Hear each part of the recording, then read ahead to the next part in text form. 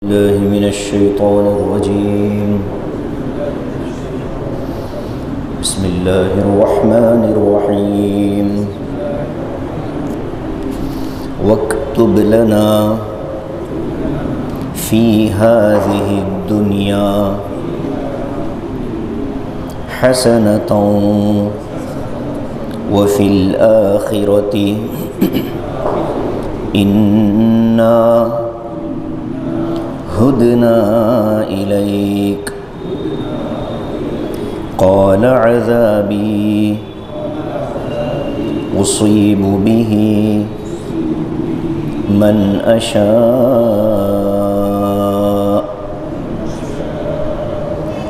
ورحمتي وسعت كل شيء فسأكتبها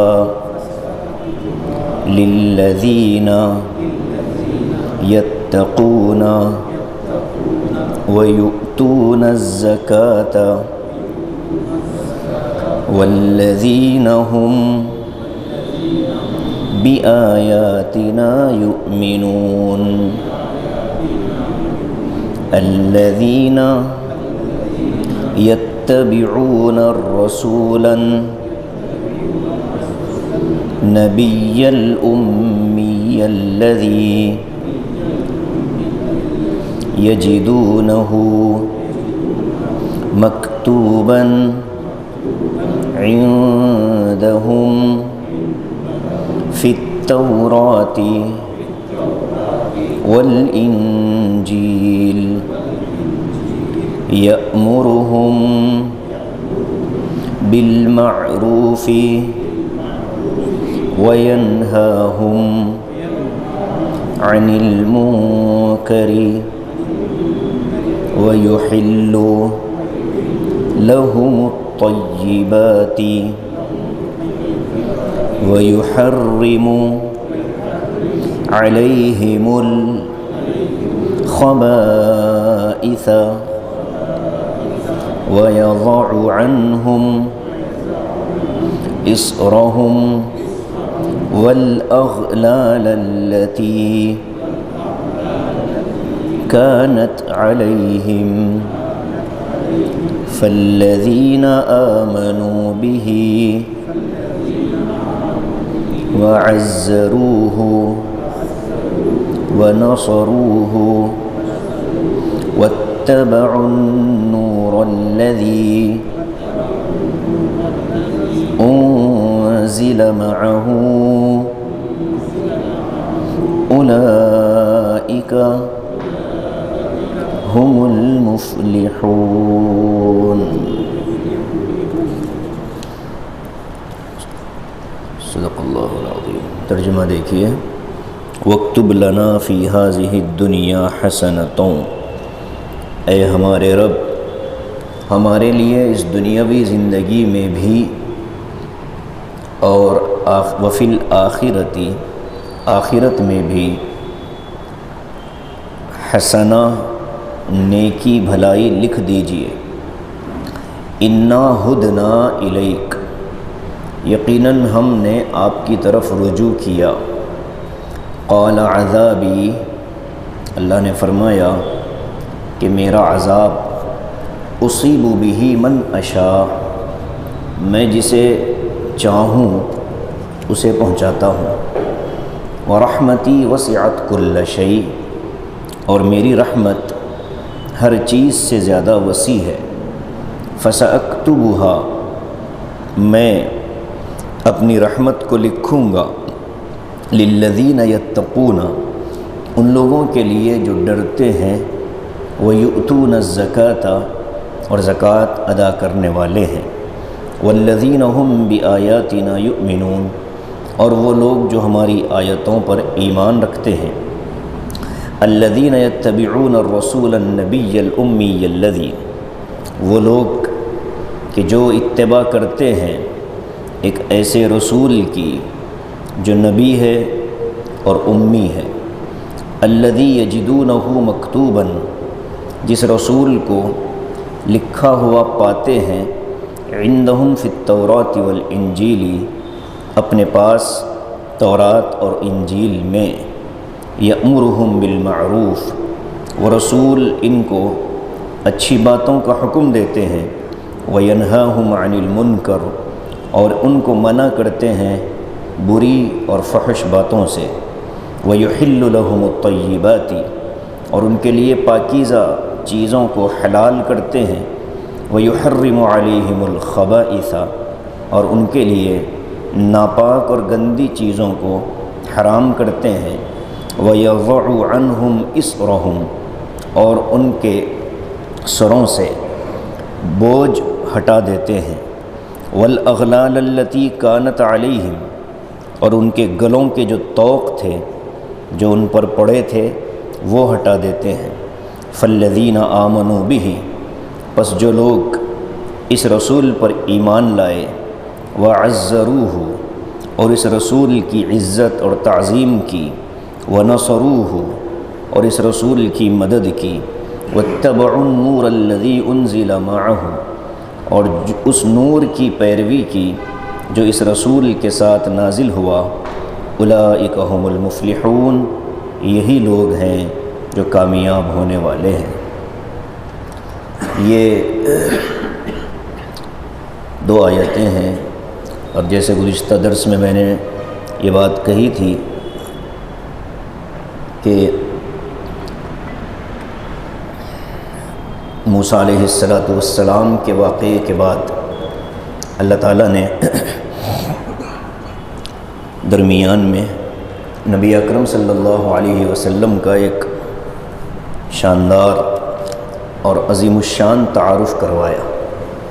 اس سے پہلے حضرت موسیٰ علیہ السلام کے واقعے کے تتمے کے طور پر، ادھر ہٹ جاؤ بیٹے، آپ ہٹ جاؤ، جگہ ہے نا، جہاں جگہ خالی ہوتی ہے وہاں بیٹھنا چاہیے، بیٹھ کر جگہ بنانا غلط ہوتا ہے۔ جہاں جگہ خالی ہو پہلے سے وہاں آدمی بیٹھ جائے، اور یہ حکم ہمارا نہیں ہے، قرآن کا ہے۔ وَإِذَا قِيلَ لَكُمْ تَفَصَّحُوا فِي الْمَجَالِسِ فَافْصَحُوا يَفْصَحِ اللَّهُ لَكُمْ۔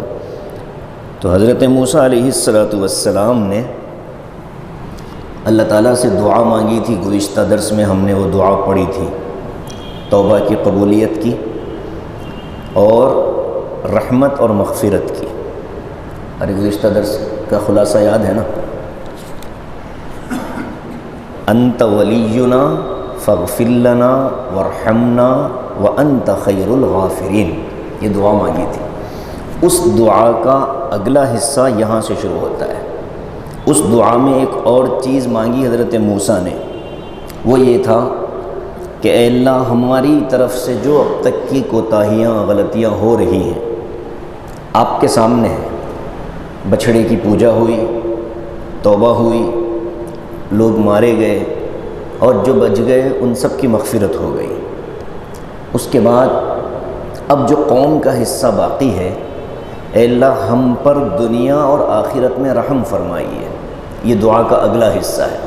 وَاكْتُبْ لَنَا فِي هَذِهِ الدُّنْيَا حَسَنَةً وَفِي الْآخِرَةِ، ہمارے لیے اس دنیاوی زندگی میں اور آخرت میں حسنہ لکھ دیجئے۔ اور حسنہ ہم سب جانتے ہیں خیر کثیر کو کہتے ہیں۔ ربنا آتنا فی الدنیا حسنہ وفی الآخرۃ حسنہ، اللہ کے رسول پر جو دعا نازل ہوئی، جو پہلی دعا ہے قرآن کی، ان دعاؤں کے اندر اس کو رکھا گیا۔ یہی دعا حضرت موسیٰ بھی مانگ رہے ہیں کہ اللہ ہمارے لیے دنیا میں بھی بھلائی ہو اور آخرت میں بھی بھلائی ہو۔ تو دنیا اور آخرت کی بھلائی کا سوال حضرت موسیٰ کی طرف سے ہوا، اور اس کے بعد ایک اور چیز حضرت موسیٰ نے ظاہر کی، انا ہدنا الیک، کہ اللہ ہم نے آپ کی طرف رجوع کر لیا، یعنی اب تک گمراہی میں پڑے تھے، اب ہم آپ کی طرف پلٹ گئے ہیں۔ یہ کیوں کہا حضرت موسیٰ نے؟ یہ اس لیے کہا کہ قوم نے تورات کو مان لیا تھا۔ جب وہ آئے تھے 70 جن کو مار دیا گیا تھا پہاڑ پر، پھر اللہ حضرت موسیٰ کی دعا سے زندہ ہو گئے۔ ثم بعثناکم من بعد موتکم لعلکم تشکرون، پھر وہ زندہ ہو گئے۔ زندہ ہونے کے بعد جب وہ قوم میں آئے تو قوم سے انہوں نے کہا کہ ہاں ہم نے سن لیا ہے، اللہ نے کہہ دیا کہ یہ تورات اللہ کی کتاب ہے، سب مان چکے۔ جب سب نے مان لیا تو ظاہر ہے کہ رجوع کر لیا، تو فرمایا کہ انا ہدنا الیک، ہم آپ کی طرف رجوع کر چکے ہیں مولا۔ اب یہاں اللہ تعالیٰ نے دعا کی قبولیت کے بارے میں جو انداز اختیار فرمایا یہ عام انداز سے ہٹ کر ہے۔ قرآن کریم میں حضرت موسیٰ علیہ السلام کی 2 دعاؤں کے قبول ہونے کا الگ الگ جگہ پر تذکرہ ہے۔ ایک دعا قبول کی تھی حضرت ہارون اور موسیٰ نے دعا مانگی تھی، ربنا انا نخاف ان یفرط علینا او ان یطغی، اے اللہ فرعون کے دربار میں آپ بھیج رہے ہو، ڈر لگتا ہے کہ کہیں وہ ہم پر کوئی حملہ نہ کر دے، قتل نہ کر دے، چونکہ دربار میں جانے کا حکم مل رہا تھا۔ اس موقع پر اللہ نے فرمایا لا تخافا اننی معکما اسمع و ارا، فرمایا کہ موسیٰ اور ہارون گھبرانے کی ضرورت نہیں ہے، تم جب فرعون کے دربار میں جا کر بات کر رہے ہوگے میں تمہارے ساتھ رہوں گا۔ اللہ نے فرمایا اننی معکما، اور صرف ساتھ رہنا نہیں، اسمع و ارا، تم جو کہتے ہو وہ بھی سنوں گا اور وہاں جو ہو رہا ہے وہ میری نگاہوں کے سامنے ہوگا۔ اللہ تعالیٰ نے یہ تسلی دی۔ ایک جگہ اللہ نے فرمایا قال قد اجیبت دعوتکما، تم دونوں کی دعا قبول کر لی گئی ہے۔ تو دعا کی قبولیت کا صاف صاف اعلان کر دیا کہ تم نے یہ مانگا ہم نے دے دیا۔ یہاں ایسا نہیں ہے، اب یہاں دعا مانگی گئی ربنا انت ولینا فاغفر لنا وارحمنا وانت خیر الغافرین واکتب لنا فی ہذہ الدنیا حسنہ وفی الآخرہ، اتنی لمبی دعا مانگی اور فوراً کہا کہ ہم آپ کی طرف رجوع کر رہے ہیں۔ تو اب اللہ تعالیٰ نے یہاں وہ انداز اختیار نہیں کیا جو دوسرے مقامات پر کیا کہ ہاں تمہاری دعا قبول ہو گئی۔ اب یہاں چونکہ حضرت موسیٰ علیہ السلام نے دعا میں اپنے قوم کے ساتھ ساتھ آخرت کے مناظر بھی ذکر کر دیے، وفی الآخرہ، کہ اللہ آخرت میں بھی ہمارے لیے کامیابی، تو آخرت میں صرف حضرت موسیٰ کی قوم نہیں ہوگی نا، وہاں تو حضرت آدم سے لے کر قیامت تک آنے والے لوگ ہوں گے۔ تو اپنی دعا میں ایک ایسی دعا حضرت موسیٰ نے مانگی جو ان کی قوم کے ساتھ خاص نہیں ہے۔ سمجھ رہے بات؟ ان کی قوم کے ساتھ خاص نہیں ہے۔ اب اس کے جواب میں اللہ تعالیٰ نے بھی حضرت موسیٰ کو جواب نہیں دیا بلکہ پوری انسانیت کو ایک قاعدہ بتا دیا کہ آخرت کی کامیابی کی جب بات آئے گی تو پھر سب کے لیے ایک ضابطہ ہے۔ اب جو تم نے پہلے دعا مانگی اللہ مجھے معاف کر دے، میرے بھائی کو معاف کر دے، میری قوم کو معاف کر دے، یہ تمہارا اپنا ہے، لیکن آخرت کا جب تم تذکرہ کرو گے تو وہاں پوری انسانیت ہوگی، اور پوری انسانیت کے لیے ہمارے پاس ایک ہی ایک ضابطہ ہے، وہ کیا ہے؟ قال عذابی اصیب بہ من اشاء، اے موسیٰ میرا عذاب جو ہے نا، میرا عذاب ہے، اصیب بہ من اشاء، میں جسے چاہوں عذاب میں مبتلا کر دوں، من اشاء، میں جسے چاہوں عذاب میں مبتلا کر دوں۔ یہاں مفسرین کہتے ہیں کہ اللہ تبارک و تعالیٰ کی اس آیت کے اندر ایک عجیب حکمت ہے۔ کیا؟ اللہ نے یہ فرمایا کہ میرا عذاب میں جسے چاہوں اسے دوں۔ اللہ نے رحمت کے بارے میں بھی یہ تو فرمایا نا، فضل کے بارے میں، رزق کے بارے میں بھی یہی فرمایا کہ میں جسے چاہوں اسے روزی دوں، میں جسے چاہوں اسے فضل دوں۔ واللہ ذو فضل عظیم، اللہ فضل والے ہیں مگر جسے چاہتے ہیں دیتے ہیں، روزی والے ہیں مگر جسے چاہتے ہیں دیتے ہیں۔ عذاب کے معاملے میں بھی اللہ نے یہی فرمایا۔ حضرت تھانوی رحمۃ اللہ علیہ فرماتے ہیں کہ اللہ کے عذاب کا مستحق ہر گنہگار ہے، ہر گنہگار اللہ کے عذاب کا مستحق ہے، لیکن اللہ کے عذاب میں مبتلا ہر گنہگار نہیں ہوتا۔ وہ اللہ جسے مبتلا کرنا چاہتے ہیں وہی ہوتے ہیں۔ تو جو عذاب میں مبتلا ہیں وہ پکڑ میں ہیں، اور جو عذاب میں مبتلا نہیں ہیں وہ آزمائش میں ہیں، اور جو آزمائش میں ہیں ان کے لیے خطرہ زیادہ ہے، اور ایک طرح کی امید بھی ہے کہ جیسے دنیا میں اللہ تعالیٰ نے گناہوں کے باوجود مہلت دی ہے، پردہ ڈال رکھا ہے، آخرت میں بھی شاید پردہ ڈال دے، یہ بھی ایک امید ہے۔ اور دوسرا خوف یہ ہے کہ کہیں اللہ تعالیٰ فی الحال عذاب نہیں دے رہا، سارے گناہ ملا کر کے بڑا عذاب نہ دے دے، یہ بھی ایک ڈر ہے۔ تو اسی کا نام ایمان ہے۔ الایمان بین الخوف والرجاء، ایمان امید اور خوف کے درمیان کی کیفیت کا نام ہے۔ اطمینان کر کے آدمی بیٹھ جائے اب ہم پر تو عذاب ہی نہیں آتا، یہ خطرناک ہے۔ اور یہ بھی آدمی مایوس ہو کر بیٹھ جائے کہ بھائی ہم گنہگاری ہیں، کچھ بھی کر لو معافی نہیں ہوتے ہم، یہ بھی غلط۔ تو دونوں کے درمیان کی جو کیفیت ہوتی ہے اس کو ایمان کہا جاتا ہے۔ یہاں اسی کو سمجھایا اللہ نے، عذابی اصیب بہ من اشاء، میرا عذاب جسے چاہتا ہوں دیتا ہوں۔ آگے فرماتے ہیں ورحمتی وسعت کل شیء، اور میری رحمت ہر چیز پر وسیع ہے، میری رحمت ہر چیز پر وسیع ہے۔ اور ایک جگہ حدیث قدسی میں فرمایا کہ میری رحمت میرے غضب پر غالب ہے، اللہ کی رحمت اللہ کے غضب پر غالب ہے۔ اب یہاں عذاب کا جب تذکرہ فرمایا تو من اشاء، میں جسے چاہتا ہوں عذاب دیتا ہوں۔ رحمت کا جب تذکرہ فرمایا تو ایسا کوئی لفظ استعمال نہیں ہوا بلکہ عام بیان کر دیا، رحمت ہر چیز پر وسیع ہے۔ اب اللہ کی رحمت مومنوں پر بھی ہے، کافروں پر بھی ہے، مشرکین پر بھی ہے، منافقین پر بھی ہے، فرعون پر بھی تھی، نمرود پر بھی تھی، شداد پر بھی تھی، سب پر۔ لیکن فرق کیا ہے؟ فرق یہ ہے کہ ان کافروں، مشرکین، نافرمانوں پر جو رحمت کا مظاہرہ ہوتا ہے وہ دنیا کے اندر ہوتا ہے، آخرت کے اندر ان پر کسی قسم کی کوئی رحمت نہیں ہوگی۔ آخرت کی جو رحمت ہوگی وہ آگے اللہ تبارک و تعالیٰ نے اس کو بیان فرمایا۔ دنیا میں کوئی کافر عام حالات میں مسلمانوں سے زیادہ اچھی حالت میں نظر آتے ہیں، جبکہ ہونا تو یہ چاہیے تھا کہ نافرمانوں کو دینا ہی نہیں چاہیے، لیکن یہاں اللہ دے رہے ہیں اور خوب دے رہے ہیں۔ حکومتیں ان کے ہاتھوں میں ہیں، دولتیں ان، کیا مطلب اس کا مطلب ہم کو سورہ فاتحہ میں سمجھ میں آ گیا تھا۔ الحمدللہ رب العالمین الرحمن الرحیم۔ رحمان کا مطلب ایسا رحم کرنے والا جس کی رحمت دنیا میں بھی اور آخرت میں بھی، اور رحیم ایسا رحم کرنے والا جس کی رحمت آخرت میں ہے۔ تو اللہ تعالیٰ نے کافروں کو جو دنیا کے اندر موقع دے رکھا ہے، روزی بھی دے رہا ہے، مال بھی دے رہا ہے، یہ اس لیے نہیں کہ ان کافروں پر اللہ سے کو محبت ہے، نہیں، بلکہ وہ اللہ کے پیدا کیے ہوئے لوگ ہیں، مخلوق ہے، اور مخلوق کو کھلانا خالق کی اپنی ذمہ داری ہے، خالق نے اس کو اپنے ذمہ لے رکھا ہے۔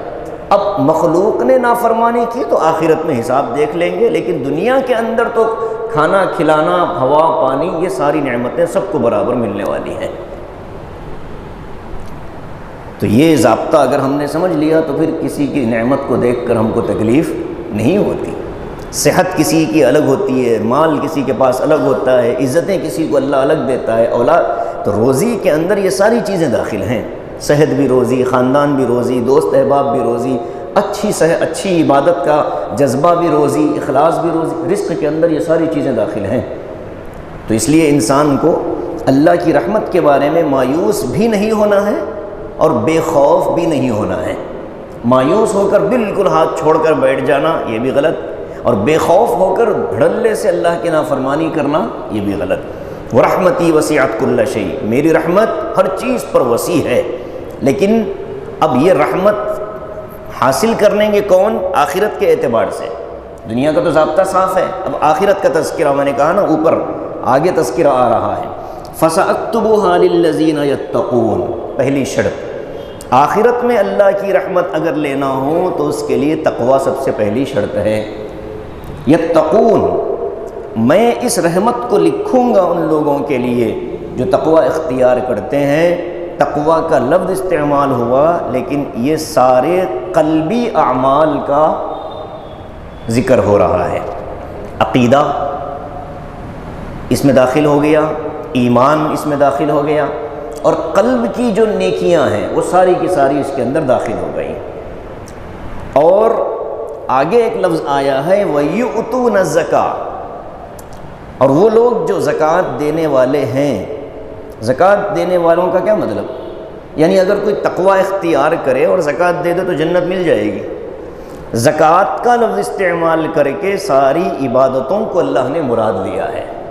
جیسے کہیں نماز کا ذکر کرتے ہیں تو ساری عبادتیں مراد ہوتی ہیں، زکوٰۃ کا ذکر ہوتا ہے تو ساری، لیکن یہاں زکوٰۃ کا ذکر اس لیے کیا، بنی اسرائیل کی بیماریوں میں ایک بڑی بیماری تھی، زکوٰۃ میں ڈنڈی مارتے تھے، زکوٰۃ کی ادائیگی میں بڑی ان کو تکلیف ہوتی تھی، کہیں سے کوئی راستہ نکل جائے اور میں زکوٰۃ سے بچ جاؤں، کہیں سے کوئی راستہ نکلے اور میں زکوٰۃ سے بچ جاؤں، یہ ان کی فکر ہوتی تھی۔ مطلب یہ کہ مال کی محبت ان کے دل میں بہت زیادہ تھی، تو مال کی محبت کی وجہ سے اللہ تعالیٰ نے خاص طور سے ان کی اس برائی کو بیان کیا کہ زکوٰۃ دینا پڑے گا، جنت آخرت میں اللہ کی رحمت کو حاصل کرنا ہو۔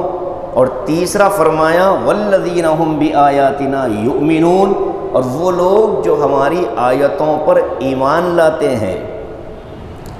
آیتوں سے مراد تورات کی بھی آیتیں ہیں، انجیل کی بھی آیتیں، اپنے زمانے کی، آج کی نہیں، اپنے زمانے کی تورات۔ جب حضرت موسیٰ جو تورات لے کر کے آئے تھے، اس تورات میں جو کچھ لکھا تھا اس پر ایمان لانا ضروری تھا، اور حضرت عیسیٰ جو انجیل لے کر کے آئے تھے اس میں جو کچھ لکھا تھا اس زمانے کے لوگوں کو اس پر ایمان لانا ضروری تھا، اور سرکار دو عالم صلی اللہ علیہ وسلم نے جو قرآن کریم ہم کو دیا اس میں جو کچھ لکھا ہے اس پر ایمان لانا سب کے لیے ضروری ہے۔ تین باتیں آئی، فَسَأَكْتُبُهَا لِلَّذِينَ يَتَّقُونَ، تقوی، زکوٰۃ اور ایمان۔ ترتیب ضروری نہیں، یہ تو اللہ تعالیٰ نے ایک انداز ذکر کیا ہے، ورنہ تقوی بغیر ایمان کے معتبر نہیں، زکوٰۃ بغیر ایمان کے معتبر نہیں۔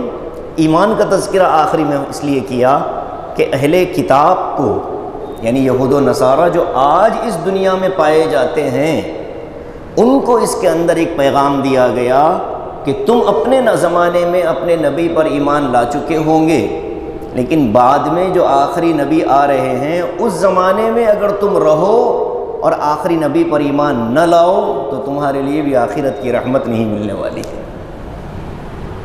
اب آگے جو آخری نبی کا تذکرہ اللہ نے فرمایا اس میں بھی یہودیوں کے لیے راستے بند کر دیے۔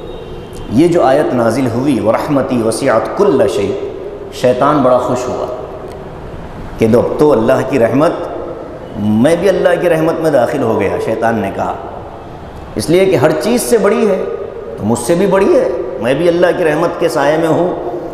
لیکن جیسے ہی آگے کی آیتیں آئیں، تقوی، زکوٰۃ اور آخرت پر ایمان، آیتوں پر ایمان، یہاں آ کر کے شیطان اس سے باہر نکل گیا، اس لیے کہ اس میں تقوی کہاں ہے؟ وہ تو تکبر کا پتلا ہے، جس میں تکبر ہوگا وہ متقی نہیں ہو سکتا۔ تقوی کے لیے تواضع شرط ہے، ناک پر مکھی بیٹھنے نہیں دیتا، یہ متقی نہیں ہے، متکبر ہے۔ متکبر اور متقی کی پہچان، یعنی متکبر اور متواضع کی پہچان ہی یہ ہوتی ہے کہ تکبر اور تقوی یہ دونوں جمع نہیں ہو سکتے، تواضع اور تقوی جمع ہو جاتا ہے۔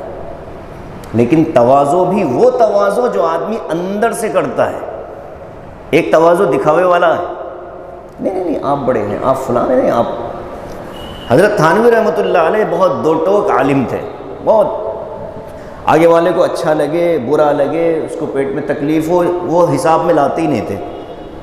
ہم بچپن سے ان کی کتابیں پڑھتے ہوئے آئے، وہی میرے سب سے بڑے رول ماڈل ہیں علماء میں، اور وہی میرے دل کے قریب عالم ہیں۔ ان کی زندگی پڑھنے کے بعد دنیا داروں کی کوئی حیثیت آنکھوں میں باقی نہیں رہتی، حقیقتاً۔ حضرت تھانوی رحمۃ اللہ علیہ کو دل سے پڑھ لو ایک دفعہ، کتنا ہی بڑا آدمی آپ کا اپنا قریبی غلطی کرے، دو ٹوک لب و لہجے میں اس کی غلطی کو بولنے کا جگر پیدا ہوتا ہے حضرت تھانوی کی برکت سے۔ فکر ہی نہیں کرتے تھے کہ یہ ناراض ہوگا تو کیا کرے گا، نہ تیرے ہاتھ میں میری موت، نہ روزی، نہ عزت، نہ ذلت۔ حضرت تھانوی رحمۃ اللہ علیہ فرماتے ہیں، ان کے فتاویٰ بھی اسی انداز کے، بالکل دو ٹوک، صاف، جھول نہیں آنے دیتے تھے۔ ارے تھوڑا سا رعایت کرنا چاہیے، الفاظ نرم، حضرت تھانوی کے پاس اس کی کوئی گنجائش نہیں۔ کہتے تھے کہ ان دنیا والوں کے لیے میں دین میں چاپلوسی کر لوں؟ میری ذمہ داری ہے مسئلے کو دو ٹوک لب و لہجے میں سنا دینا، میں اپنی ذمہ داری پوری کر کے ہٹ جاتا ہوں، باقی تمہارا اپنا معاملہ ہے۔ اور اس طرح نہیں بولنا چاہیے تھا، یہی بات اس انداز، کیوں انداز بدلیں؟ حضرت تھانوی فرماتے ہیں کہ کسی کو مہمان بنا کر جلسے میں بلایا گیا، مہمان بنا کر بلایا گیا، اب وہ صاحب آئے ہی ہیں جلسے میں مہمان خصوصی، اب وہ آ کر کے کونے میں بیٹھ گئے چھپ کر کے، اب اعلان ہو رہا، حضرت سے درخواست ہے کہ تشریف لائیں، شہ نشین پر آئیں آئیں آئیں آئیں آئیں آئیں، 2 سے 3 مرتبہ آواز دی گئی، اس کے بعد حضرت والا تشریف لا رہے ہیں۔ حضرت تھانوی فرماتے ہیں تکبر ہے اس کے اندر، یہ اپنے آپ کو نمایاں کرنا چاہتا ہے، ورنہ جلسے میں مہمان بنا کر بلانے والے کو دوبارہ سے دوبارہ بلانے کی کیا ضرورت ہے؟ جو لوگ تجھے ہی سننے آئے ہیں، آ جا۔ یہ حضرت تھانوی کا مزاج تھا۔ تو تواضع تقوی کے لیے پہلی شرط ہے۔ اب آگے فرمایا کہ یؤتون الزکاۃ، زکوٰۃ ادا کرنا، اہل کتاب کی بیماریوں میں ایک بڑی بیماری زکوٰۃ میں ڈنڈی مارنا، کوتاہی کرنا، اس کو خاص طور سے بیان کیا۔ تیسرا، ایمان لانا آخری نبی پر، آیتوں پر۔ اب یہ جو تیسرا جملہ ہے والذین هم بآیاتنا یؤمنون، اس جملے کی وجہ سے یہود و نصارا ورحمتی وسعت کل شیء سے اس میں داخل ہونا ہو تو یہ آخری والے پوائنٹ پر ان کو ایمان لانا ضروری ہوگا۔ یعنی آج جو دنیا میں یہودی ہیں، آج جو دنیا میں نصارا ہیں، ان کو اگر جنت میں جانا ہو، آخرت میں اللہ کی رحمت لینا ہو، اللہ پر ایمان کے بعد نبی کریم صلی اللہ علیہ وسلم پر ایمان لانا ضروری ہے۔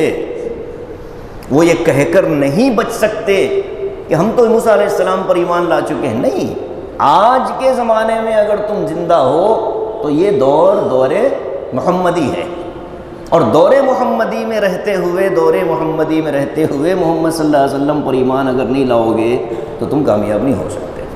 اب اسی کو آگے کی پوری ایک آیت میں اللہ نے بیان فرمایا، الذین یتبعون الرسول النبی الامی، وہ لوگ جو اتباع کرتے ہیں، لفظ غور کریے گا، اتباع، صرف ایمان لینا نہیں، ایمان لانا کافی نہیں، بلکہ ان کی اتباع اور پیروی ضروری ہے۔ حضرت تھانوی رحمۃ اللہ علیہ کے سامنے ایک شخص نے کہا کہ حضرت گاندھی نے حضور صلی اللہ علیہ وسلم کی بڑی شان بیان کی ہے، بڑی محبت سے حضور کا نام لیتا ہے، ہم اور آپ ہوتے تو جمعے میں سنا دیتے، لیکن وہ حضرت تھانوی تھے۔ کہا کہ اچھا، کیا کہا؟ کہا کہ محمد صلی اللہ علیہ وسلم بڑے سچے تھے، اور ان کے ساتھ ابو بکر و عمر، عثمان و علی بڑے سچے، بڑے زبردست۔ حضرت نے سنتے ہی فرمایا جھوٹا ہے، فرمایا جھوٹا ہے، اس لیے کہ اگر وہ دل سے حضور کو سچا مانتا تو کلمہ پڑھ کے ایمان میں آ جاتا تھا۔ تعریف کرنا دل سے ہوگا تو آدمی سچا ہوگا، اور جو دل سے حضور کو سچا مانے وہ تو ایمان میں آئے گا نا۔ تو ایمان میں آئے بغیر جتنے لوگ دل سے حضور کی محبت کا اظہار کرتے ہیں وہ جھوٹے ہیں۔ حضرت تھانوی فرماتے ہیں ہم نہیں مانتے اس کا۔ یہ فتویٰ اور یہ جملہ کہنا بڑے حوصلے کا کام تھا اس زمانے میں، جب گاندھی کا طوطی بولتا تھا، جب گاندھی کا طوطی بولتا تھا، دنیا میں اس کا نام تھا۔ یہ حضرت تھانوی رحمۃ اللہ علیہ کا مزاج ہے، یہی مزاج اختیار کرنا چاہیے۔ مداہنت، چاپلوسی، لوگوں کے کیا سمجھیں گے میں دین کا نقصان ہو جاتا ہے، شریعت داؤ پر لگ جاتی ہے۔ لوگ تو آج تعریف کریں گے، کل آپ کی مذمت بیان کریں گے، اور جن کے لیے مسائل میں جھول اختیار کیا گیا وہی آپ کے ساتھ بے حرمتی کریں گے۔ تو کیوں ایسے نالائقوں کے لیے دین کو داؤ پر لگایا جائے؟ الذین یتبعون الرسول النبی الامی، وہ لوگ جو رسول نبی امی، 3 الفاظ آئے ہیں دیکھیے ایک ہی آیت میں، کی اتباع کرتے ہیں۔ رسول کسے کہتے ہیں؟ سب کو معلوم ہے کہ رسول وہ ہوتے ہیں جو اللہ تبارک و تعالیٰ کی طرف سے مستقل کتاب یا مستقل شریعت لے کر کے آتے ہیں، مستقل کتاب یا مستقل شریعت لے کر کے آتے ہیں۔ نبی کون ہوتے ہیں؟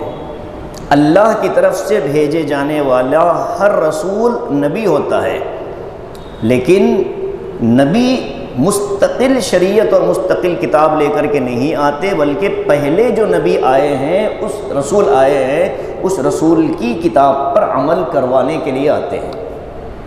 ہاں، موسیٰ علیہ السلام رسول بھی ہیں، نبی بھی ہیں۔ ان کے ہی زمانے میں ہارون علیہ السلام ہیں، رسول نہیں ہے لیکن نبی ہے۔ کیوں؟ اس لیے کہ حضرت ہارون کوئی مستقل کتاب اور شریعت لے کر نہیں آئے، بلکہ حضرت موسیٰ علیہ السلام کی شریعت اور تورات پر عمل کروانے ہی کے لیے تھے۔ فرق سمجھ گئے؟ مستقل کتاب کا مطلب یہ صرف 4 کتابیں نہیں، بلکہ وہ صحیفے جو اللہ تبارک و تعالیٰ نے دیگر انبیاء اکرام پر نازل فرمائے، جیسے ابراہیم علیہ السلام، نوح علیہ السلام، یہ بھی رسولوں کی فہرست میں داخل ہیں۔ انبیاء 1,24,000 کے آس پاس ہیں، رسول کی تعداد 1,24,000 نہیں ہے۔ یہ فرق سمجھیں ہم، رسول کم ہے دنیا میں، انبیاء کی تعداد زیادہ ہے۔ کہتے ہیں رسول کتنے آئے تو کہہ دیتے ہیں 1,24,000، رسول نہیں آئے۔ نبی کتنے آئے تو بولیں گے 1,24,000 کے آس پاس۔ رسول کتنے آئے، صحیح تعداد ان کی بھی اللہ کو معلوم ہے، لیکن 100 یا 100 سے زائد رسول پوری دنیا کے اندر بھیجے گئے۔ حضور اقدس صلی اللہ علیہ وسلم رسول بھی ہیں، نبی بھی ہیں۔ ایک لفظ اور آگے استعمال فرمایا، الامی۔ الامی، اب یہ امی کیا ہے؟ ماں کو کہتے ہیں عربی زبان میں، اصل کو کہتے ہیں، جڑ کو کہتے ہیں، بنیاد کو کہتے ہیں، لیکن امیین یہ ایک لقب ہے ایسی قوم کا جو بے پڑھی لکھی ہوتی ہے۔ بے پڑھی لکھی قوم کو امی قوم کہا جاتا ہے۔ اور عرب جو تھا زمانہ جاہلیت، عرب کا مکہ اور مکہ خاص طور سے امی لوگوں کا مرکز تھا، یعنی وہاں کوئی مدرسہ، کوئی تعلیم کا نظام نہیں تھا۔ کچھ احباب لکھنا پڑھنا جانتے تھے، بڑی تعداد لکھنے پڑھنے سے محروم تھی، اس لیے اس پوری قوم کو امی کہتے ہیں۔ حضور اقدس صلی اللہ علیہ وسلم اسی قوم کا ایک فرد تھے، اسی میں آپ کو بھیجا گیا۔ اب امی ہونے کو ہم اپنی زبان میں کیا کہتے ہیں؟ عام لوگوں کے لیے اگر لفظ ہو تو ان پڑھ، لیکن یہ لفظ چونکہ نبی کریم صلی اللہ علیہ وسلم کی ذات کے لیے استعمال ہوتا ہے، اس لیے یہاں کیا کہیں گے ترجمہ؟ بے پڑھے لکھے، یعنی دنیا میں کسی مخلوق نے آپ کو نہیں پڑھایا، یہ ہے مطلب۔ عام لوگوں کے لیے اس لفظ کا مطلب کچھ اور ہے، لیکن حضور صلی اللہ علیہ وسلم کے بارے میں جب یہ لفظ استعمال ہوگا تو اس کا مطلب ہوگا مخلوق نے آپ کو علم نہیں سکھایا۔ کس نے سکھایا؟ خالق نے، اور اللہ نے آپ کو براہ راست علم دیا۔ لہٰذا دنیا میں کوئی یہ نہیں کہہ سکتا کہ میں محمد صلی اللہ علیہ وسلم کا استاذ ہوں، کوئی نہیں ہے۔ آپ کو اللہ نے علم دیا، علمنی ربی، حضور نے فرمایا نا کہ مجھے اللہ نے علم سکھایا۔ اور ایک جگہ اور آیا ہے وَعَلَّمَكَ مَا لَمْ تَكُنْ تَعْلَمْ، اے نبی جو چیزیں آپ نہیں جانتے تھے اللہ نے آپ کو سکھائی، حضور کو بتا دیا گیا۔ اب کیا بتایا گیا؟ اوتیت علم الاولین والآخرین، مجھے آدم سے لے کر وہ آخری شخص جس کو جنت سے نکالا جائے، جہنم سے نکال کر جنت میں بھیجا جائے گا، اس آخری شخص تک کا مجھے علم اللہ نے عطا فرما دیا۔ انبیاء سابقین کے واقعات، قیامت میں سے پہلے ہونے والے واقعات، حادثات، یہ ساری چیزیں حضور نے بتائی ہیں نا۔ حضور کو کس نے بتائی؟ اللہ تبارک و تعالیٰ نے۔ تو حضور اقدس صلی اللہ علیہ وسلم کا امی ہونا، عام لوگوں کا امی ہونا عیب ہے، بے پڑھا لکھا ہونا تو عیب ہے کہ بھائی بے پڑھے لکھے ان پڑھ آدمی ہو، لیکن حضور اقدس صلی اللہ علیہ وسلم کا امی ہونا کمال ہے۔ آپ کے لیے یہ چیز کمال ہے، اس لیے کہ بھائی جو کہیں سے کچھ نہیں پڑھے اور پوری دنیا کا علم اللہ نے ان کو دے دیا، تو اس سے بڑا کمال اور کیا ہو سکتا ہے؟ پڑھنے والوں کی پگڑیاں جھک گئیں آپ کے علم کے سامنے، تو ایسا بے پڑھا لکھا ہزاروں پڑھے لکھوں پر ہزاروں پڑھے لکھوں سے زیادہ اعلیٰ درجے کا ہوتا ہے۔ اس لیے حضور کا امی ہونا یہ کوئی عیب نہیں ہے، بلکہ یہ کمال کی چیز ہے اور آپ کے فضل کی چیز ہے، آپ کے رتبے اور مقام کو بتاتی ہے۔ چیلنج ہوا اسی زمانے میں، آپ صلی اللہ علیہ وسلم نے جب قرآن کی ابتدائی آیتیں سنائیں تو مکے کے اندر جو بڑے بڑے لوگ جن کو پڑھنا لکھنا آتا تھا، انہوں نے تو دیکھا تھا نا کہ آپ صلی اللہ علیہ وسلم 40 سال تک مکے میں ہیں، بالکل ہمارے سامنے، کہیں نہیں پڑھنے کے لیے گئے، باہر بھی پورے 40 سالہ مدت میں 2 مرتبہ آپ باہر نکلے، ایک 11 سال کی عمر میں اپنے چچا حضرت ابو طالب کے ساتھ، اور وہ بھی راستے سے بصرہ سے حضرت ابو طالب نے واپس بھیج دیا کہ نہیں بیٹے، اور ایک 25 سال کی عمر میں جب پھر وہاں حضرت خدیجہ کا سامان لے کر کے گئے تھے۔ اس کے علاوہ آپ کا کوئی سفر بھی نہیں ہوا باہر کا، اچانک اتنے بڑے بڑے علوم، اتنی بڑی بڑی باتیں اور آخرت کا تذکرہ، اللہ کا تعارف، جنت دوزخ، قیامت، یہ ساری چیزیں آئی اور الفاظ اتنے اعلیٰ درجے کے، الحاقہ ملحاقہ، القارعہ ملقارعہ، یعنی عربی زبان والوں کی عقل حیران تھی کہ یہ ہے کیا، کہاں سے ان کو مل رہا ہے، کوئی خزانہ تو نہیں مل گیا، کوئی پرانی تختیاں تو نہیں مل گئی ان کو، لیکن سب جانتے تھے کہ کچھ نہیں ملا۔ اب یہاں آ کر کے وہ تھک چکے تھے اور کہا کہ بھائی یہ معاملہ کچھ اور ہے۔ جو دل صاف تھے وہ ایمان میں آ گئے، اور جن کے دلوں میں شرارت تھی وہ مقابلے پر آ گئے۔ حضرت نبی پاک صلی اللہ علیہ وسلم کی ابتدائی دور کے چیلنجز قرآن میں بیان کیے گئے ہیں نا۔ اگر یہ تم سمجھتے ہو کہ محمد صلی اللہ علیہ وسلم نے اپنے ہاتھوں سے لکھا ہے تو تم بھی لکھ کر کے بتاؤ، انہوں نے تو کہیں تعلیم حاصل نہیں کی، تم تو پڑھے لکھے ہو، تو لکھنے کی کوشش کی۔ بڑے بڑے دگج سمجھے جانے والے شاعروں کو پیسہ لگا کر کے، خرچہ لگا کر کے تیار کیا گیا کہ محمد صلی اللہ علیہ وسلم جو قرآن پیش کرتے ہیں اس کے مقابلے میں تم بھی کوئی چیز لکھ کر کے لاؤ۔ پہاڑوں میں بیٹھے 40 دن لکھا پھاڑا، اور جب آخری میں لکھ کر کے اپنا بیسٹ لکھ کر کے لایا، مکے کی گلی سے گزر رہا تھا، کان میں آواز پڑتی ہے، انا اعطیناک الکوثر فصلی لربک وانحر ان شانئک ھو الابتر۔ بس جس گھر سے آواز آ رہی تھی اسی گھر کے دیوار پر اس نے لکھ دیا، انا اعطیناک الکوثر فصلی لربک وانحر ان شانئک ھو الابتر، لکھ کر نیچے لکھتا ما ھذا قول البشر۔ یہ 3 چیزیں جو میں نے سنی یہ کسی انسان کا کلام نہیں ہو سکتا، جو کچھ لکھا تھا سب پھاڑ واڑ کر کہا کہ کہاں مقابلہ کر رہے ہو، اب ہم سے اس سے اعلیٰ درجے کا لکھنے کی کوشش ہم نہیں کر سکتے۔ القاریعہ ملقاریعہ وما ادراک ملقاریعہ، جب صورت نازل ہوئی تو ایک نے تیاری کی، الفیل ملفیل وما ادراک ملفیل لہو خرطوم طویل۔ ارے القاریہ کا مطلب ہوتا ہے آسمان و زمین کو لڑکھڑا دینے والی آواز، القاریہ۔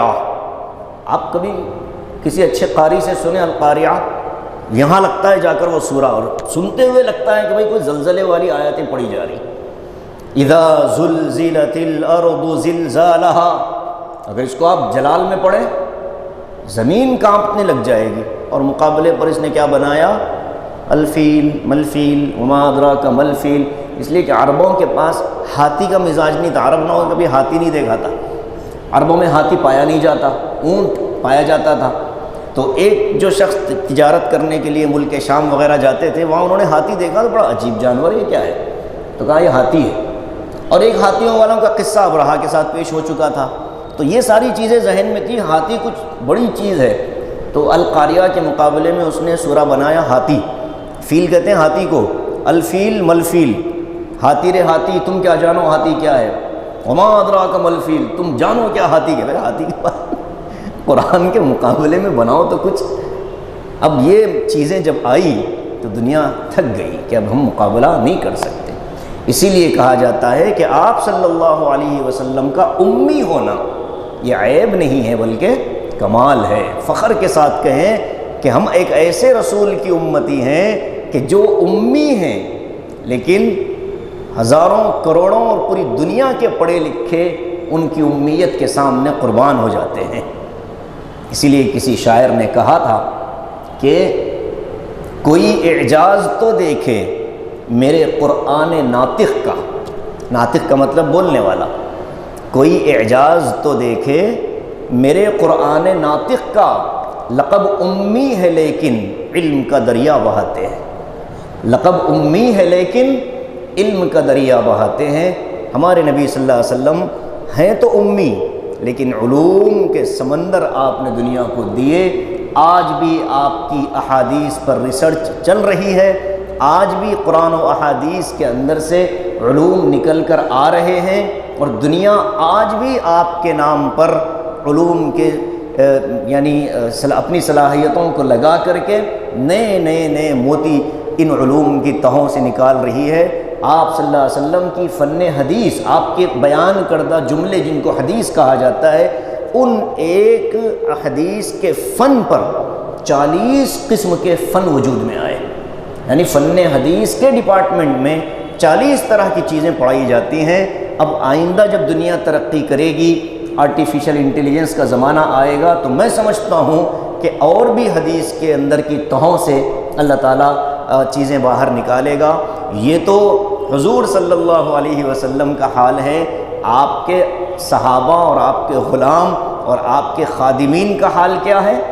آپ کے گھروں کے اور آپ کے ساتھ رہنے والوں کا علم کتنا بلند ہے؟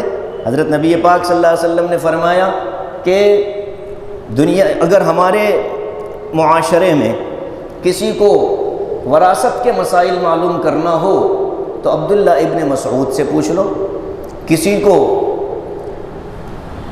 حلال اور حرام کے بارے میں معلومات حاصل کرنی ہو تو معاذ ابن جبل سے پوچھ لو، حضور فرما رہے ہیں۔ تو ان حضرات کے علم کا مقابلہ دنیا نہیں کر سکتی۔ اور پھر حضرت علی رضی اللہ تعالی عنہ، جن کو فرمایا کہ انا مدینۃ العلم وعلی بابها، میں علم کا شہر ہوں تو علی اس کا دروازہ ہے۔ اب حضرت علی رضی اللہ تعالی عنہ کے علم کا مقابلہ دنیا آج نہیں کر پاتی۔ پوری دنیا کے قاضی، ججز مل کر حضرت علی رضی اللہ تعالیٰ عنہ کے ایک فیصلے کا مقابلہ نہیں کر سکتے۔ اس سے ہٹ کر اس مسئلے کا یہ بھی حل ہو سکتا تھا، آج تک کسی نے نہیں کہا حضرت علی کے فیصلوں پر۔ کیسے کیسے حضرت علی کے فیصلے دنیا میں ہیں۔ قضایا علی کے نام سے مستقل کتاب ہے عربی زبان میں، اس میں حضرت علی کے فیصلے لکھے ہیں کہ مشکل ترین مسائل کو چٹکیوں میں حل کر دیا کرتے تھے۔ یہ برکت تھی نبی کریم صلی اللہ علیہ وسلم کی صحبت کی اور آپ صلی اللہ علیہ وسلم کی تربیت کی، اس لیے کہ بچپن میں حضرت جعفر کو، حضرت عقیل کو اور حضرت علی، یہ تینوں بھائی ہیں، حضرت ابو طالب کی اولاد ہیں، تو حضور نے اپنے چچا حضرت حارث سے یہ کہا تھا کہ چچا ابو طالب چونکہ اب عمر رسیدہ ہو رہے ہیں، لہٰذا میں اپنے پاس علی کو رکھتا ہوں، آپ جعفر کو لے لیجئے اور عقیل کو چچا کے پاس رہنے دیں تاکہ بچوں کی ہم پرورش کریں گے اور ہم ان کا خرچ سنبھالیں گے۔ تو جب سے حضرت علی رضی اللہ تعالیٰ عنہ حضور کی صحبت میں اور خدمت میں رہے، علوم کا سمندر اللہ تبارک و تعالیٰ نے ان کو عطا فرمایا۔ تو امی ہونا دنیا والوں کے لیے تو عیب ہو سکتا ہے، لیکن سرکار دو عالم صلی اللہ علیہ وآلہ وسلم کے لیے یہ کمال کی چیز ہے۔ بات سمجھ گئے بھائی؟ اب آگے فرماتے ہیں الذین یتبعون الرسول النبی الامی، وہ لوگ جو اتباع کرتے ہیں رسول جو نبی بھی ہیں اور جو امی ہیں، امی رسول اور نبی کی اتباع کرتے ہیں۔ اب اس رسول کی کچھ صفات بیان ہوتی ہیں۔ الذی یجدونہ مکتوبا عندہم فی التوراۃ، ایک تو یہ کہ اس رسول کو پاتے ہیں لکھا ہوا اپنے پاس تورات اور انجیل میں، پانا۔ حضور صلی اللہ علیہ وسلم کی اس قدر تفصیلات تورات اور انجیل میں بیان کی گئی، گویا کہ حضور کا پورا سراپا، آپ کی پوری شخصیت اور آپ کی پوری ذات کو تورات اور انجیل میں اللہ نے بیان کر دیا تھا۔ اس کو فرماتے ہیں کہ یہ لوگ حضور کا تذکرہ، اس رسول امی کا تذکرہ اپنی کتابوں میں پاتے ہیں، اور اس کی کیا صفات ہوں گی؟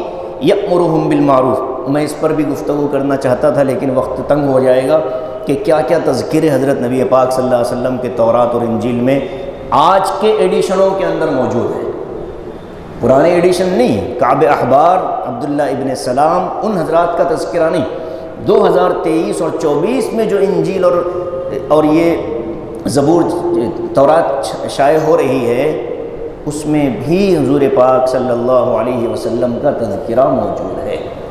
1000 قسم کی تحریفوں کے بعد، 1000 قسم کی تبدیلیوں کے باوجود اللہ نے اس کو محفوظ رکھا ہے۔ تو اس لیے بہت قابل فخر چیز ہے کہ آقا علیہ الصلاۃ والتسلیم کا تعارف تورات و انجیل کے اندر بہت نمایاں اور واضح طور پر اللہ نے بیان فرمایا۔ سب جانتے تھے، جیسے ایک یہودی لڑکا تھا، حضور پاک صلی اللہ علیہ وسلم کی خدمت میں آیا کرتا تھا، بخاری شریف میں واقعہ موجود ہے، اور وہ جب بیمار ہوا تو حضور صلی اللہ علیہ وسلم اس کی عیادت کے لیے تشریف لے گئے، اور آپ نے اس کی پیشانی پر ہاتھ رکھ کر کہا کہ مجھ کو سچا نبی مان لے۔ بیٹے نے اپنے باپ کی طرف دیکھا تو باپ نے اشارہ کیا کہ ہاں مان لو، تو وفات سے پہلے اس بچے کو اللہ تعالیٰ نے ایمان کی دولت سے منور سرفراز فرمایا۔ تو اس لیے آپ کا تذکرہ یہودیوں کے دل میں تو ہے، لیکن عناد اور حسد کی وجہ سے، حسدم من عند ربہم، حسدم من عند انفسہم، ہاں، ان کے حسد کی بنا پر وہ حضور کو تسلیم نہیں کرتے تھے۔ تو اب آگے فرماتے ہیں یأمرہم بالمعروف، یہ جو نبی ہیں یہ ان کو اچھی باتوں کا حکم کرتے ہیں، وینہاہم عن المنکر، اور ان کو بری باتوں سے روکتے ہیں، ویحل لہم الطیبات، اور ان کو حلال اور پاکیزہ چیزیں ان کے لیے حلال کرتے ہیں۔ پاکیزہ چیزیں حلال ہیں، میں نے اس سے پہلے اس پر بہت تفصیلی گفتگو کی جب ہم سورہ مائدہ پڑھ رہے تھے کہ حلال اور حرام کی حکمتوں میں پاکیزگی کو، طہارت کو اور نجاست کو بڑا حصہ داخل ہے۔ وَيُحِلُّ لَهُمُ الطَّيِّبَاتِ وَيُحَرِّمُ عَلَيْهِمُ الْخَبَائِثَ، اور جو چیزیں خبیث ہوتی ہیں، گندی ہوتی ہیں، ناپاک ہوتی ہیں، ان کو نبی حرام کرتے ہیں۔ اب یہ جو چیزیں آگے، اور ایک لفظ سن کر کے پھر بات سنیں، وَيَضَعُ عَنْهُمْ إِصْرَهُمْ وَالْأَغْلَالِ، جو بوجھ اور طوق گلوں میں پڑے تھے کس کے؟ یہود و نصارہ کے، اس کو یہ رسول ہٹا رہے ہیں۔ کیا مطلب اس کا؟ تورات و انجیل کے اندر اللہ تعالیٰ نے کچھ احکام بڑے شدید رکھے تھے، شدید سمجھتے سخت رکھے تھے۔ مسلمانوں کے لیے تو بہت ساری چیزوں میں ایگزمشن ہے، ہمارے لیے بہت فلیکسیبلٹی ہے، ہمارے مذہب کے اندر، ہمارے شریعت کے اندر بہت فلیکسیبلٹی ہے۔ وہاں نہیں تھی، وہاں معاملہ بالکل سٹف تھا۔ ناپاکی کی صفائی کے لیے دھونے کا حکم ہمارے پاس ہے، کپڑا دھو لو کپڑا صاف ہو جائے گا۔ وہاں کپڑا دھلنے سے پاک نہیں ہوتا تھا، کپڑے کو کاٹ ہی کر پھینکنا پڑتا تھا۔ تو ظاہر ہے کہ بھائی کتنی تھانے آدمی خریدے گا۔ بہت سے مسائل تھے جن میں سختی تھی، اور کچھ جانوروں کے گوشت اللہ تعالیٰ نے ان کو حرام کر رکھے تھے، ان کی اپنی اس میں فی نفسی ہی اس جانور کے گوشت میں حلت نہیں تھی، حرمت نہیں تھی، لیکن ان کی شرارتوں کی وجہ سے پابندیاں لگی تھیں۔ 8ویں پارے میں پڑھ کے آئے نا بھائی، 7ویں 8ویں پاروں میں یہ چیزیں تفصیلات میں نہیں جائیں گے۔ تو یہ فرماتے ہیں کہ اب حضور کے زمانے میں یہ ساری پابندیاں، سختی والی پابندیاں نرمی میں تبدیل ہو گئی۔ تو جو بوجھ تھا وہ اتر گیا، جو طوق تھا وہ کھول دیا گیا۔ کس کی برکت سے؟ حضور صلی اللہ علیہ وسلم کی برکت سے۔ تو آج کے زمانے کے یہود و نصارہ آج اگر شریعت محمدی پر آ جائیں تو ان کے لیے راحتیں ہیں، آسانیاں ہیں، سہولتیں ہیں۔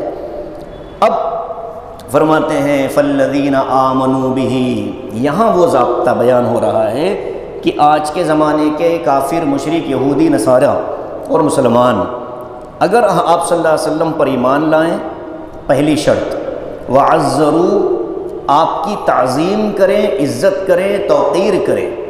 دوسری شرط ایمان اور حضور پاک صلی اللہ علیہ وسلم کی تعظیم، عظمت، محبت، توقیر۔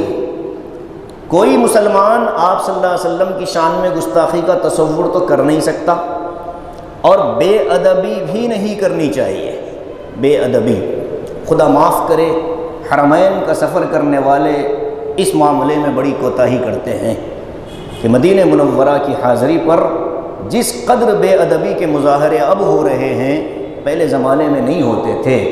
آپ صلی اللہ علیہ وسلم کی قبر اطہر کی طرف پیٹ کر کر کے لوگ اپنی تصویریں اور ویڈیوز بناتے ہیں، ویڈیوگرافی ہو رہی ہے، یعنی سراسر آپ کے مشن کے خلاف آپ کی قبر کے پاس کھڑے ہو کر کے لوگ کام کیا کرتے ہیں۔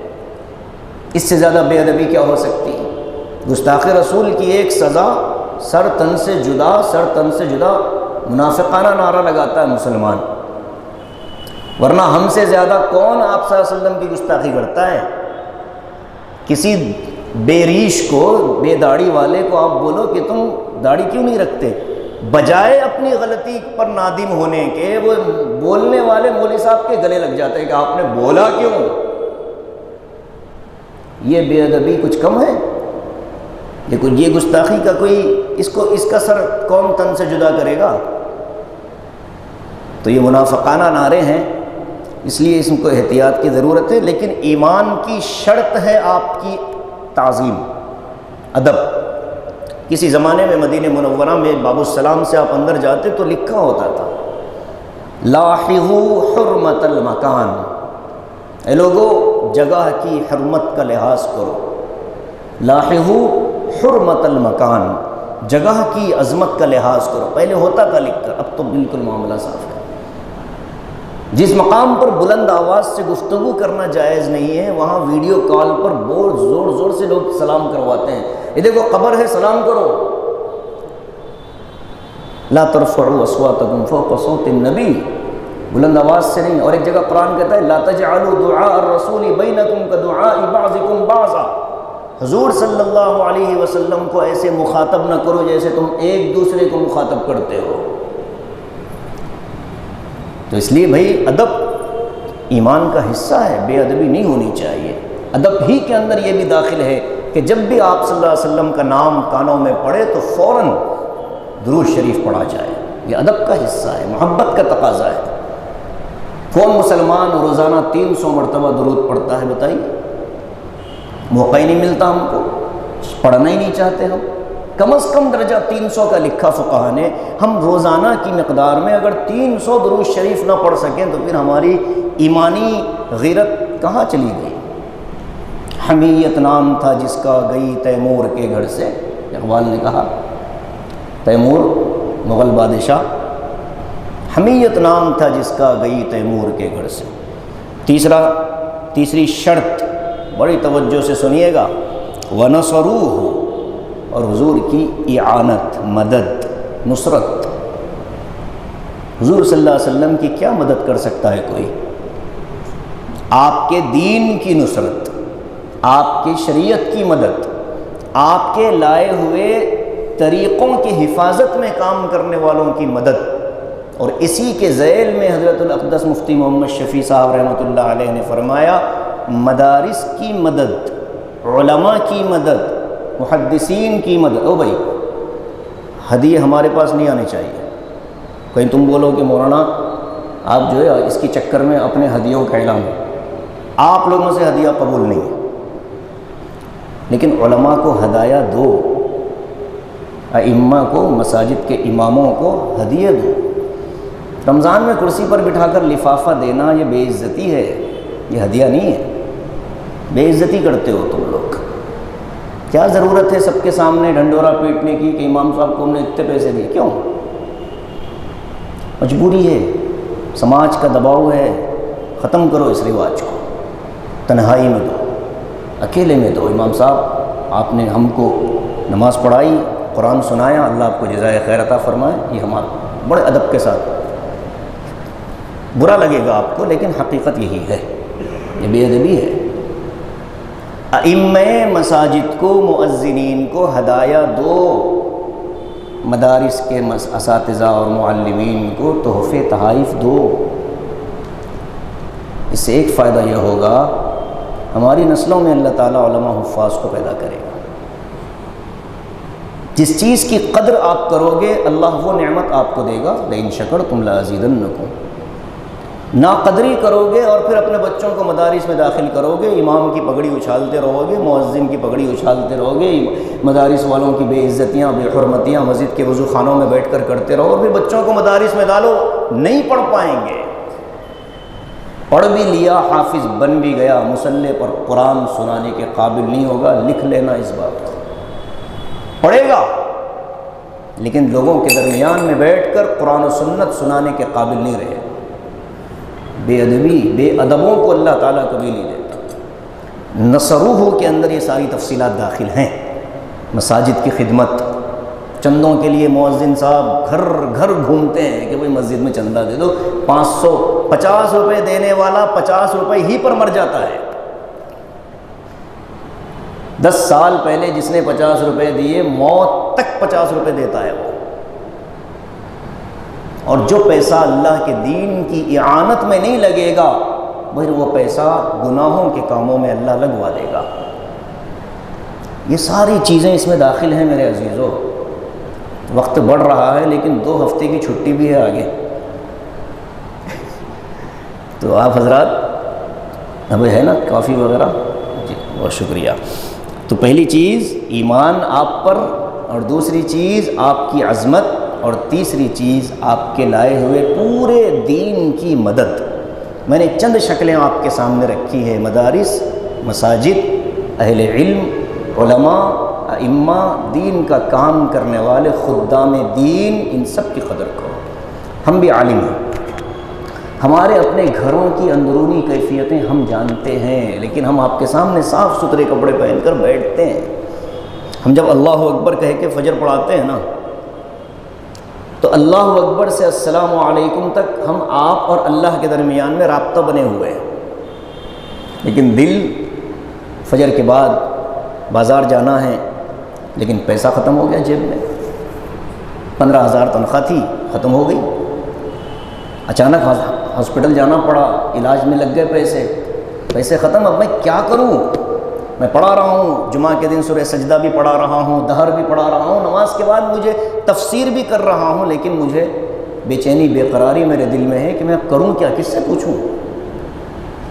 یہ موقع یہ مت آنے دیجیے گا اپنے اماموں کے لیے، خدا کے لیے سہارا بن جائیے گا۔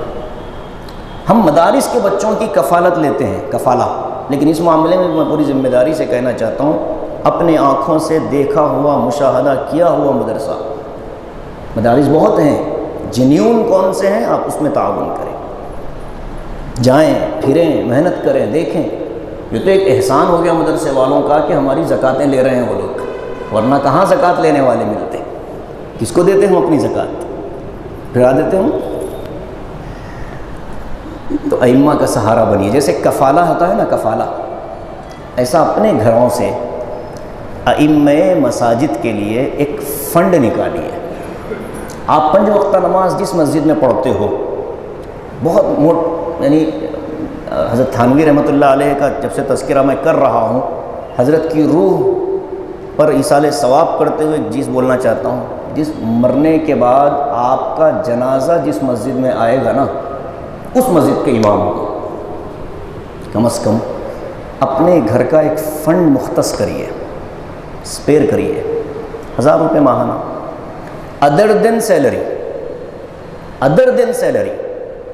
اور جو آپ فنڈ نکالو گے، ہدیہ رکھا، امام صاحب کو دے دیا، کمیٹی کو اس کی بھنک تک نہیں لگنی چاہیے، ورنہ وہ ڈنڈی ماریں گے، ادھر سے آ گیا نا ادھر سے کٹ کر دو۔ خدا برا کرے KCR کا، اس نے 5000 لگا کر کے لوگوں کی تنخواہیں کھا کے، شہر کی بعض مسجدیں ایوب بھائی ایسی بھی ہیں، KCR کی 5000، ہمارے 2000، بس خوش رہو امام صاحب۔ فرعون نہیں مرا، بعض جگہ صدر صاحب، بعض جگہ کمیٹی کے صدروں کی شکل میں زندہ ہے، اور مجھے اس میں کوئی باک نہیں ہے، میں نے تو جمعہ میں یہ بات کہی ہے۔ ہاں شہباز بابا، خدا کے لیے ہم اس کیٹیگری میں اپنے آپ کو شامل نہ بنے۔ تم نوجوان ہو، مستقبل میں تم لوگوں کو مسجدیں سنبھالنی ہیں، یہ غلطیاں نہ کرنا جو تم سے پہلے لوگ کر کے چلے گئے۔ آگے بڑھو، اٹھاؤ ائمہ کو۔ جس مسجد کا امام رات کو سوتے ہوئے اطمینان سے سوئے گا، انشاءاللہ پورا محلہ سکون میں رہے گا، اور جس کا امام ہی بے قراری بے چینی میں سو جائے، پورا محلہ بے چین بے قرار رہے گا۔ اس کے لیے بھائی خدا کے لیے تھوڑی سی میری کڑوی باتیں، کڑوی تو نہیں ہے بھائی، سیدھی باتیں، سچی باتیں ہیں، آپ حضرات اس کو قبول فرما لیں۔ اولئک هم المفلحون۔ اچھا، واتبعوا النور الذی انزل معہ، چوتھی شرط ایمان، تعظیم اور نصرت کے بعد چوتھے نمبر پر جو سب سے بڑی شرط ہے وہ یہ ہے کہ جو نور اللہ نے نبی کے ساتھ نازل کیا یعنی قرآن کریم، اس کی اتباع۔ 4 کام کرنے ہوں گے، اللہ فرماتے ہیں اولئک هم المفلحون، یہی لوگ ہیں جو کامیاب ہونے والے ہیں۔ پہلا کام، ارے دوہرا دو، ایمان لانا حضور پر، دوسرے نمبر پر